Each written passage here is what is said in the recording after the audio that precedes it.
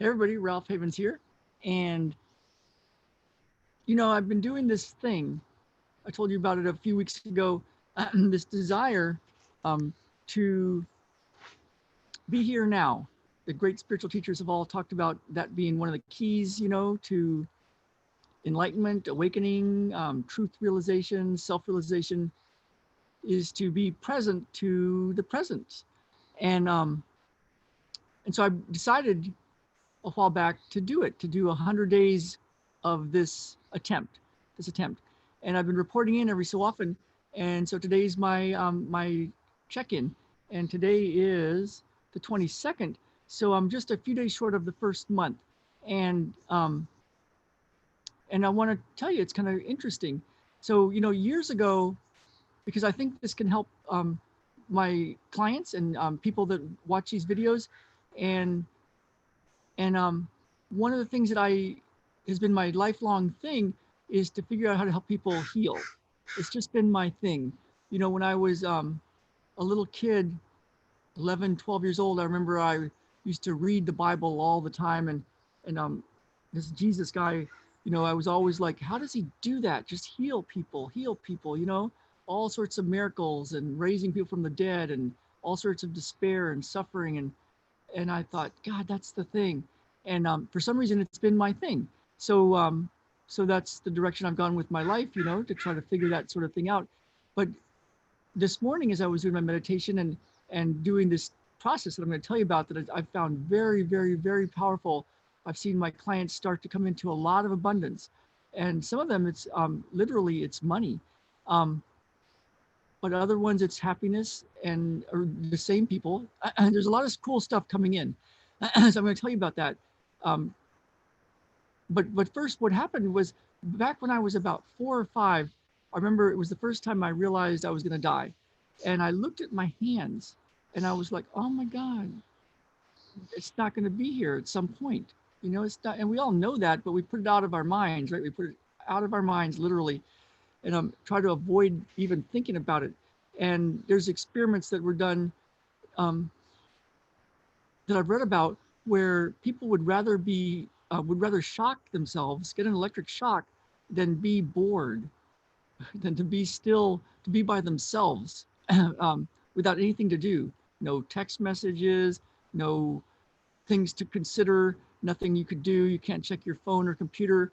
You can't be around people. There's no tasks to do. People would rather be shocked, literally electrical shocks, than sit in silence with themselves, bored.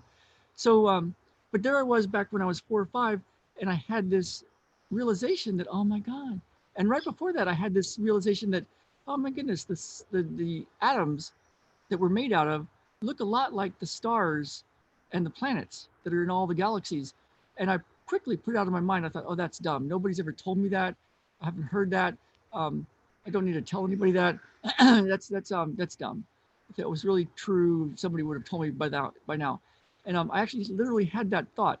But there I was thinking about death, and I had this feeling that, is it going to be black? Is it going to just be like black, like nothing is there, like it's like not even me? I won't even know I'm not there, and it terrified me. And I had all these nightmares, and some of the nightmares were actually when I was awake. And my mom and dad took me to a neurologist. We lived very out in West Texas, and so that was 150 miles of driving one way to get to a neurologist and do all these tests on me. And he couldn't find anything wrong with me, but I had all these nightmares, and I had this crazy nightmare that there was an airplane fall overhead, and if they were in, whoever was in there could push a button and kill me instantly.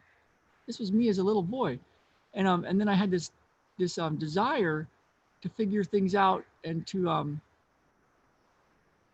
know how to help people heal and avoid suffering. Maybe it was because of all the suffering we were dealing with in our family. So so that's been my thing. And so I'm always looking for what's faster, what's quicker, what's better, what can have a bigger result. And one of the things I've been finding is there's lots of methods, and some of them look more theatrical than others. All sorts of things you do with your hands, and all sorts of incantations and spells, and you know rubbing magnets on someone's back and tapping here, and thinking this, and moving like this, and all sorts of things that look really amazing, and going back in time and what happened, and oh my goodness, look at this terrible thing that happened to you, and it was your dad, and it was his dad, and it was their mom, and it was like all this stuff of like this pattern, and it looks so amazing for some healer to figure this stuff out, and then to do this technique, and then to have a healing, and somebody's like, oh my God, you healed. And one of my teachers, a coach, was talking about this sort of thing, and because one of the methods that he uses is so powerful, and yet it doesn't look like much. It doesn't look like much. And so one of the things I've noticed is, here's my framework. I'll just give it to you right now of what I've been finding with this process I've been doing of sitting still with nothing to do, with nowhere to go, just sitting in silence and noticing. And then throughout the day, sitting in silence and noticing. And even when I'm running or walking or working or eating, or just to take a part of me and just notice that stillness, that silence, to be in the present moment. I've been doing that for the past few weeks, and it's been really amazing. Now, the funny thing is, my desire for whatever you want to call that, awakening, enlightenment, to know God, to be at peace. I didn't have peace as a child. Maybe that was the thing to like spur me on to, I just want to be at peace. I just want to be at peace. And happiness, can't everybody just be okay instead of all this fighting? And of course, it's mirrored in society, all this fighting, all these opinions, all this like clamoring, like all this stuff, all these things to consider, anything to stop from being bored, or to being still, or to really noticing the presence, whatever that is.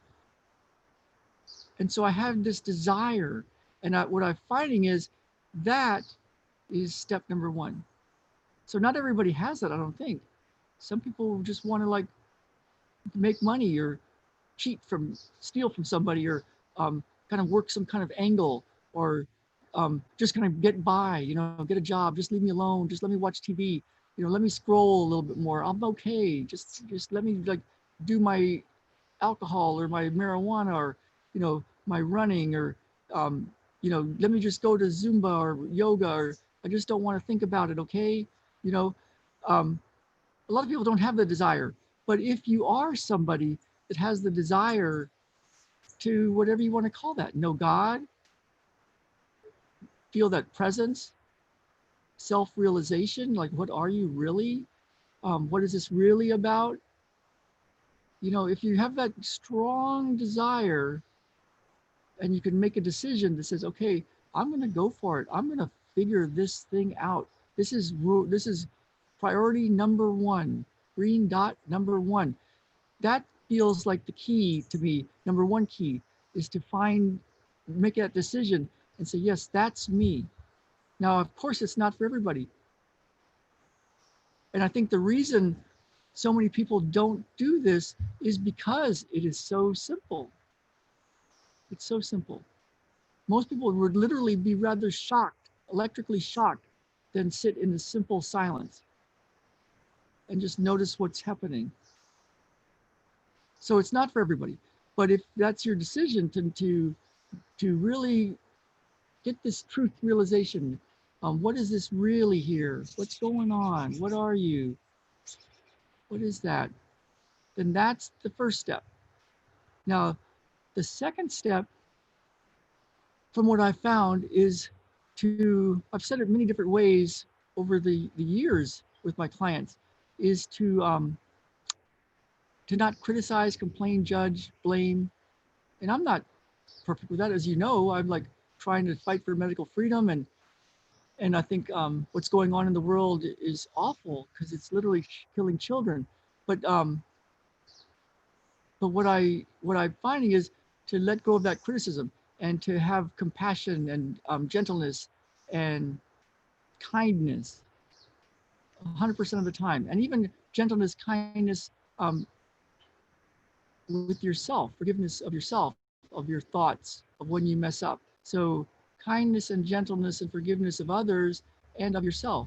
So the first one is to have the strong desire that you really, really, really want to, whatever you want to call that, know God, know presence, know the truth, awaken, be at peace. If that's like priority number one in your life, and then to live in compassion and kindness and gentleness and forgiveness, and also of that for yourself. And then the third part is to live in, we all have our desires. We all want stuff. We want money, we want happiness, we want our health, we want life to be better. All that stuff is true and good. But there comes a time to put it aside just for a moment. Not forever, not like you don't want to not have it, but just put it aside, these desires, and let them sit there as if they're on a little, like in Matrix Energetics, we said, I call it the clipboard. You put it over here in this other room, and you just let them go for a bit, not forever, but you let them go. And then here's the key: is to sit in silence. It's so simple, but it's so much something that people don't tend to do. They don't just do it.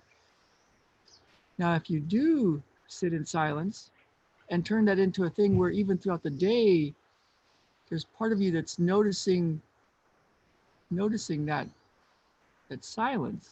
There's a way to do this. Magic stuff starts happening, and it happens really fast. I've literally seen clients come into a lot of money, since that seems to be a thing most people want. One of my good friends, a great spiritual teacher, says everybody wants money. So it's like kind of funny, huh? The soul of money. So that's the framework. And if you want more of this sort of thing, this is what I get to do for a living. Isn't that amazing? So I've got some free stuff for you, and you can get it from a couple of different places. One is ralphhavens.com/enlighten up. And it's the beginning of this stuff. It's a way to start to sit in stillness and to feel that presence of whatever that is. And the other one is ralphhavens.com/end anxiety forever, because that one is the framework that I use to get rid of my anxiety. Lifelong anxiety for 37 years, now no longer lifelong anxiety, because it's been the last however many years that is, 24 years without anxiety. And so so that's a framework, and it also has this way of being in stillness. So it's simple, but most people won't do it because it is so simple, and most people would rather do anything, including be shocked, electrically shocked, rather fight, rather complain, would rather make other people wrong. So if that's not you, and instead you want to really get to this level of peace, that's what we're all about here. So welcome, hit subscribe, click the little bell icon so you know every day just about I do a video, and share this, share this, share this. And I will see you all later. All right, everybody, let's get out there and live. Let's really live.